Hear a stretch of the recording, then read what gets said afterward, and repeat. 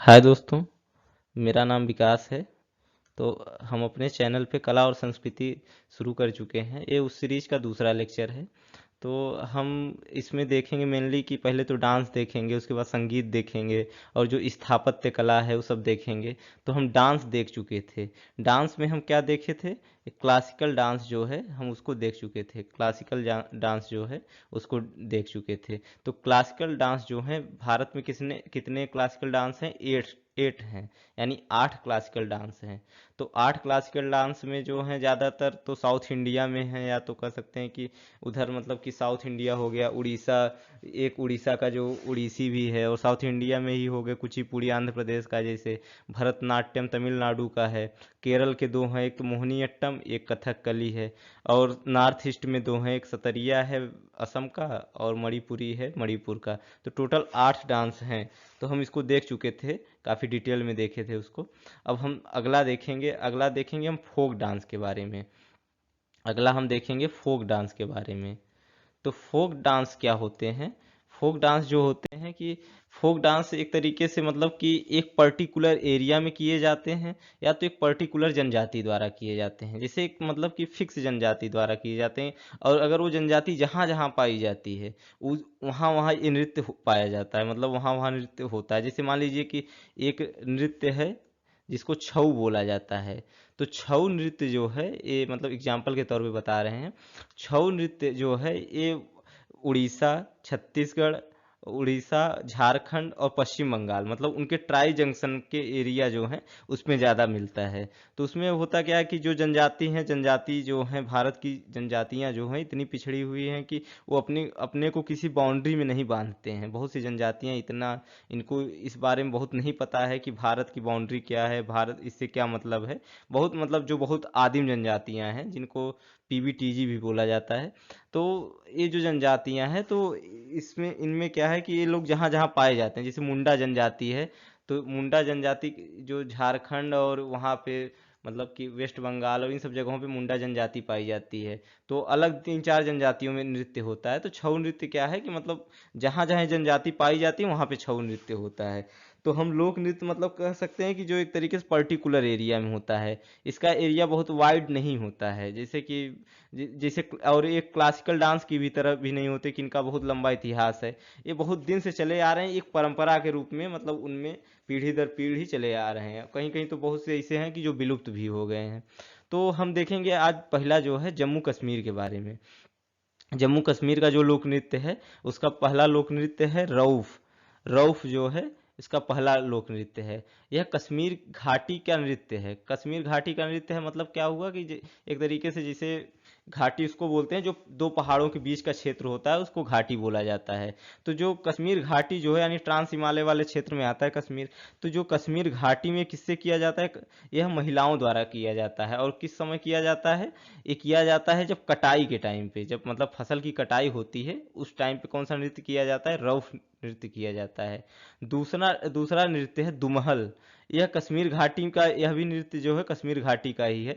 कश्मीर घाटी हम लोग सुनते रहते हैं, अक्सर न्यूज़ में सुनते रहते हैं कि कश्मीर घाटी में आज हिंसा हुई है। वही है ये कश्मीर घाटी। घाटी ही उसको बोला जाता है, अगर न्यूज़पेपर वगैरह में तो घाटी बोला जाता है। तो ये क्या है कि मतलब ऐसा नहीं कि वहाँ हमेशा हिंसा ही होती है, अच्छा खासा माहौल भी रहता है। तो वही है उसी में, तो वहाँ पे नृत्य होता है दुमहल नृत्य जो होता है कश्मीर घाटी में किया जाता है। और यह रमजान के महीने में किया जाता है। हमें वहाँ पे क्या है कि ज़्यादातर जो पॉपुलेशन है कश्मीर की वो क्या है? मुस्लिम मुस्लिम पॉपुलेशन है जो कश्मीर की है। जो कश्मीर की पॉपुलेशन है वो मुस्लिम पॉपुलेशन है, और जो जम्मू की पॉपुलेशन है वो हिंदू पॉपुलेशन। ज़्यादातर जो जम्मू में लोग रहते हैं वो हिंदू पॉपुलेशन वाले हैं, और जो कश्मीर में रहते हैं वो मुस्लिम पॉपुलेशन के हैं। और जो जैसे लद्दाख वाला जो क्षेत्र है, लद्दाख में तो बौद्धिस्ट बुद्धिस्ट भी हैं और हिंदू भी हैं। तो ज़्यादातर जो मतलब कि वहाँ का जो मुस्लिम पॉपुलेशन ज़्यादा है, इस वजह से क्या है कि रमज़ान के महीने में ये त्यौहार, ये नृत्य किया जाता है। इसको दुमहल बोला जाता है। अगला नृत्य है चक्कारी नृत्य। यह भी जम्मू कश्मीर का नृत्य है।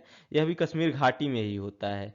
और इसमें नृतक जो होते हैं, नृतक क्या होते हैं? गायक की भूमिका में होते हैं। यानी कि जो नृतक होता है वो गाना भी गाता रहता है। तो जैसे मूवी वूवी में दिखाया जाता है उसी टाइप के नृतक होते हैं इसमें। मूवी में तो उसको पीछे से दिखाया जाता है गाना, लेकिन लोग गाते भी हैं। जैसे मान लीजिए वो होता है, जैसे रॉक स्टार टाइप होता है दिखाते हैं, या बैंड वैंड वाले होते हैं, तो वो डांस भी करते हैं साथ साथ में और गाना भी गाते हैं, तो वही होता है इसमें। तो इसको चक्कारी नृत्य बोला जाता है, जम्मू कश्मीर में किया जाता है। अगला एक नृत्य है जिसको जाब्रो लोक नृत्य बोला जाता है। जाब्रो फोक डांस जो है, ये लद्दाख क्षेत्र में किया जाता है।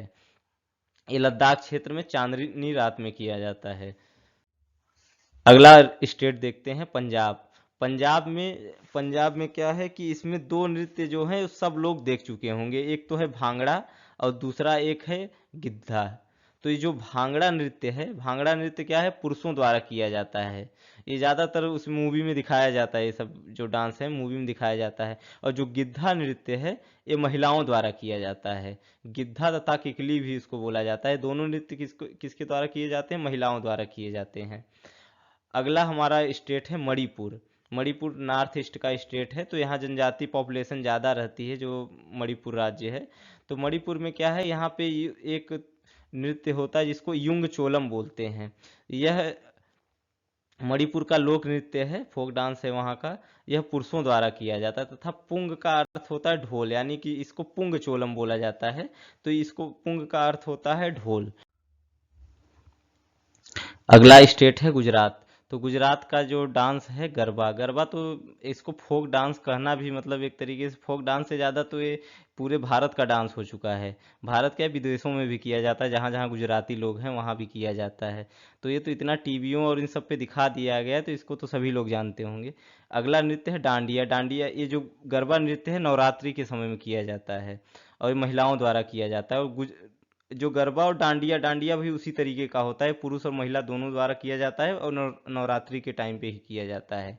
और एक नृत्य है भवई। यह राजस्थान तथा गुजरात दोनों जगह पे किया जाता है। वहाँ दोनों जगह का लोक नृत्य है। मेन बात क्या है कि गुजरात और राजस्थान की सीमा एक आपस में मिलती है, तो सीमा के इधर और उधर रहने वाले, मतलब कि उसके आसपास रहने वाले लोग ये भवई नृत्य करते हैं। यह भी नवरात्रि के समय ही किया। इस नृत्य की प्रमुख नृत्यांगना जो हैं गुलाबों हैं, जिन्हें पद्मश्री भी मिला है। तेरह ताली राजस्थान का नृत्य है। हम राजस्थान वाला नृत्य अगले अगले वीडियो में अलग से देख लेंगे, तो इसमें कोई ज़रूरत नहीं इसकी। तो अगला स्टेट जो है वो है हिमाचल प्रदेश। अगला स्टेट कौन सा है, हिमाचल प्रदेश है। तो हिमाचल प्रदेश में एक नृत्य होता है पडुआ गिद्धा। ये पडुआ गिद्धा कोई अलग नृत्य नहीं है। जो पंजाब में नृत्य होता है गिद्धा, जो महिलाओं द्वारा किया जाता है। महिलाओं द्वारा जो गिद्धा नृत्य किया जाता है, एक तो गिद्धा होता था, और जो गिद्धा नृत्य होता और एक भांगड़ा होता था। भांगड़ा पुरुषों द्वारा होता था, और गिद्धा जो है महिलाओं द्वारा होता था। तो जो गिद्धा नृत्य है ये एक तरीके से मतलब उसी का एक्सटेंडेड वर्जन है। यानी कि ये कह सकते हैं कि जो मतलब पंजाब और जो हिमाचल प्रदेश वाला एरिया है, तो जैसे पंजाब मतलब कि हिमाचल प्रदेश थोड़ा सा ऊपर पड़ता है, तो उसके नीचे हल्की सी इसकी बाउंड्री जो है पंजाब से भी मिलती है। तो पंजाब और हिमाचल प्रदेश वाला जो एरिया है, तो वहाँ पे क्या है कि जो पंजाब और हिमाचल प्रदेश वाला जो एरिया है जहाँ पे मिलता है थोड़ा बहुत बाउंड्री इनका, तो इस वजह से जो पडुआ गिद्धा है वो गिद्धा का ही रूप है। तो अगला डांस देखते हैं हिमाचल प्रदेश का। एक डांस है नाटी। यह कुल्लू मंडी और किन्नौर में किया जाता है। जो ये डांस है नाटी, जो नृत्य है कुल्लू मंडी और किन्नौर में किया जाता है। अगला नृत्य है चाराब। यह दशहरा के उत्सवों के दौरान प्रस्तुत किया जाने वाला लोक नृत्य है। दशहरा के टाइम पे किया जाता है, और ये भी लोक नृत्य किसका है, हिमाचल प्रदेश का ही है। एक नृत्य है झमाकड़ा। यह पारंपरिक वेशभूषा में महिलाओं द्वारा किया जाता है, और ये भी कहाँ का नृत्य है, ये भी हिमाचल प्रदेश का ही नृत्य है। अगला राज्य है मध्य प्रदेश। हम मध्य प्रदेश के लोक नृत्य देखेंगे। तो मध्य प्रदेश में जो ज़्यादातर जो लोक नृत्य होते हैं, जो बुंदेलखंड का जो मालवा वाला रीजन है, तो मालवा वाले रीजन में ये ज़्यादातर नृत्य किए जाते हैं। क्योंकि मालवा वाले भी रीजन में क्या है कि यहाँ भी जनजातियाँ रहती हैं। बुंदेलखंड वाला रीजन हम किनको बोलते हैं, कुछ मतलब कि कुछ एरिया, मतलब कि कुछ ज़िले यूपी के प्लस कुछ ज़िले जो है मध्य प्रदेश के, उनको मिला के मतलब इनको बुंदेलखंड वाला एरिया बोला जाता है। बुंदेलखंड का प्राचीन नाम है जेजाक भुक्ति। अगर हम उसमें पढ़ेंगे यूपी स्पेशल में, तो उसमें भी लिखा रहता है जेजाक भुक्ति इसको बोला जाता है। जो इसका पुराना नाम है, इसको जेजाक भुक्ति बोलते हैं। तो जो ये वाला एरिया है बुंदेलखंड किस रीजन को बोला जाता है, जिसमें जैसे हमारे यहाँ झांसी हो गया, अगर उत्तर प्रदेश की बात करें ललितपुर हो गया, या तो इधर हमीरपुर हो गया, चित्रकूट हो गया, मतलब ये सब जिले किस में आते हैं, बुंदेलखंड में आते हैं। और कुछ जिले जो हैं, जो वहाँ का जैसे टीकमगढ़ हो गया, जिसे वहाँ का मध्य प्रदेश का जो है होशंगाबाद हो गया, मतलब कि जो आसपास के उस टाइप के जिले हैं उनको क्या बोला जाता है, बुंदेलखंड रीजन बोला जाता है। तो ये जो जावरा नृत्य है मध्य प्रदेश के बुंदेलखंड क्षेत्र में किया जाता है। मध्य प्रदेश का जो बुंदेलखंड है उस अगला नृत्य है मटकी नृत्य। ये मटकी नृत्य जो है ये मालवा क्षेत्र में किया जाता है और महिलाओं द्वारा किया जाता है। तो इसमें होता क्या है कि ये एकल प्रस्तुति किया जाता है और इसमें महिलाएं जो हैं ये अपने सिर पे मटके को टिकाती हैं, तो इसी वजह से इसको मटकी नृत्य बोला जाता है। तो अगला स्टेट जो है हमारा क्या है, बिहार है। तो बिहार का जो प्रमुख एक नृत्य है गंगिया नृत्य है। गंगिया नृत्य एक तरीके से गंगा की आराधना किया जाता है इसमें। गंगा नदी जो है लगभग बिहार के मध्य से होके जाती है, तो ये गंगा नदी की वजह से और उनकी जो सहायक नदियां हैं वहाँ पे बाढ़ भी बहुत आता है। और अगला नृत्य है जट जटिन। जो जट जटिन नृत्य है ये क्या है कि मतलब कि जो बिहार का उत्तरी भाग है तो वहाँ पे नृत्य किया जाता है और मिथिलांचल में सबसे ज़्यादा लोकप्रिय है ये नृत्य। और ये नृत्य क्या दर्शाता है कि वहाँ के जो मतलब कि दंपत्ति, जो विवाहित दंपत्ति हैं, तो उनमें क्या है कि उनके कोमल प्रेम को, उनके प्रेम को दर्शाता है। और वहाँ की जो उनके बीच में मीठी नोक झोंक होती है, जो उनके मतलब कि उनके मीठी नोक झोंक के एक तरीके से उसके रूप में, नृत्य के रूप में दर्शाया जाता है। अगला नृत्य है बिरहा। बिरहा नृत्य जो है एक तो ये पश्चिमी बिहार पश्चिमी बिहार प्लस क्या है पूर्वी यूपी में सबसे ज़्यादा फेमस है। पूर्वी यूपी में सबसे ज़्यादा फेमस है। तो होता क्या है कि इसकी थोड़ा सा इसका हिस्टोरिकल थोड़ा सा बैकग्राउंड है। इसमें होता क्या है कि जब 1857 की क्रांति होती है, तो 1857 की क्रांति में जो भाग लेने वाले सिपाही थे, तो जो सिपाही थे ज़्यादातर ये एक तरीके से पूर्वी यूपी प्लस पश्चिमी बिहार वाले जो क्षेत्र के लोग थे, इस यहाँ के सिपाही, यानी जो अवध वाला क्षेत्र है प्लस जो पूर्वांचल वाला क्षेत्र है, तो इन सब क्षेत्रों के जो लोग थे, ज़्यादा लोग मतलब कि उसमें उनमें क्या होता है कि जो सिपाही विद्रोह होता है उसमें शामिल होते हैं। तो इनको क्या घोषित कर दिया जाता है, नॉन फाइटर जातियों के रूप में घोषित कर दिया जाता है। तो जब नॉन फाइटर जातियां हो जाती हैं घोषित, जो यहाँ के लोग रहते हैं, तो इनके पास सिर्फ एक ऑप्शन होता है, अब सेना में जा नहीं सकते थे तो इनके पास एक ऑप्शन होता है, ज़्यादातर ऑप्शन होता है कि मजदूरी करना, या तो कृषि करते या मजदूरी करते। कृषि इसलिए नहीं कर सकते थे क्योंकि यहाँ की जो पॉपुलेशन डेंसिटी उस टाइम भी बहुत ज़्यादा होती थी, और मतलब कि वो बहुत अच्छी सिंचाई की सुविधा और ये सब नहीं होता था, मतलब बहुत अच्छी कृषि नहीं कर सकते, कभी बाढ़ से ग्रसित होते थे, कभी सूखे से ग्रसित होते थे, तो इस वजह से कृषि भी नहीं कर सकते थे। तो इनके पास एक ऑप्शन होता था मजदूरी करने के लिए। तो यहाँ के लोग क्या किए, पलायन करने लगे। पलायन कहाँ करने लगे, यहाँ से अलग अलग देशों में, प्रदेशों में। जैसे अगर देशों की बात की जाए तो जैसे मॉरिशस हो गया, सूरीनाम हो गया, फिजी हो गया। तो ये सब देश कहाँ से बने, यहीं से बने।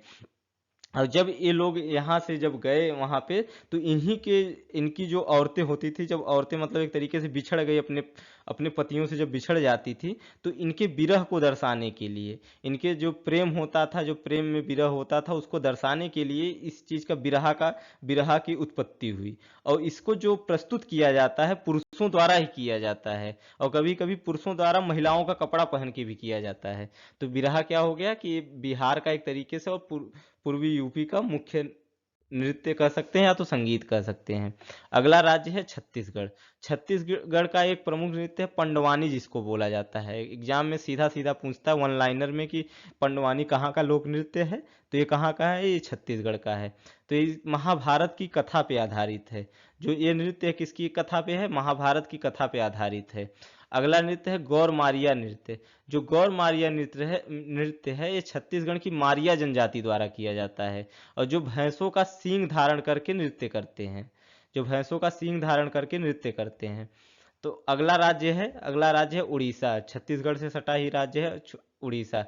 तो हमने जैसे पहले स्लाइड में एग्जाम्पल में बताया था छऊ नृत्य, तो यह नृत्य उड़ीसा में किया जाता है और पश्चिम बंगाल में भी किया जाता है। ये एक तरीके का मार्शल आर्ट है एक तरीके का। ये मार्शल आर्ट होता है, जो ये छऊ नृत्य है मार्शल आर्ट है। तो इसको 2010 में यूनेस्को की इंटेंजिबल जो होता है, यूनेस्को की इंटेंजिबल जो लिस्ट होता है उसमें शामिल किया गया था। इसका टेंजिबल और इंटेंजिबल दो लिस्ट होती हैं। तो टेंजिबल में क्या होता है, जिनको हम छू सकते हैं, और इंटेंजिबल में जिसको हम स्पर्श नहीं कर सकते हैं। जैसे मान लीजिए कि डांस हो गया, जैसे वो संगीत हो गया, मेले हो गए, तो इनको किस में रखा जाता है, जैसे इसमें क्या क्या हो गया, डांस हो गए, म्यूजिक हो गया, भाषाएं हो गई, जैसे लैंग्वेजेज हो गए जो, और इसमें क्या हो गए, एक तो मेले हो गए। और टेंजिबल में ज़्यादातर जैसे स्थापत्य कला वाले हो गए, मंदिर हो गए, मस्जिद हो गए, या तो जो भी स्थापत्य कला, किले हो गए, वो सब टेंजिबल में आते हैं। तो किसमें हो गए, छऊ नृत्य कहाँ होता है, उड़ीसा, झारखंड, उड़ीसा और पश्चिम बंगाल के ट्राई जंक्शन पे होता है। तो उनकी बाउंड्री जहाँ मिलती है, इनकी बाउंड्री ट्राई जंक्शन पे ये नृत्य होता है। अगला नृत्य है दलखई नृत्य। ये त्योहार मतलब कि ये दशहरा के त्योहार पर किया जाने वाला जनजाति नृत्य। बस इसको इतना याद रखना है कि दलखई नृत्य उड़ीसा से संबंधित है। अगला नृत्य है डंडा जात्रा। इसमें क्या होता है, इसमें मुख्यतः शिव की कथाएं प्रस्तुत की जाती हैं, और इसका केंद्रीय भाव जो है सामाजिक समरसता तथा भाईचारा है। तो इसका केंद्रीय भाव क्या है, सामाजिक समरसता तथा भाईचारा है। फोक डांस का ये पहला लेक्चर था, एक लेक्चर और आएगा फोक डांस पे। तो ठीक है, थैंक यू।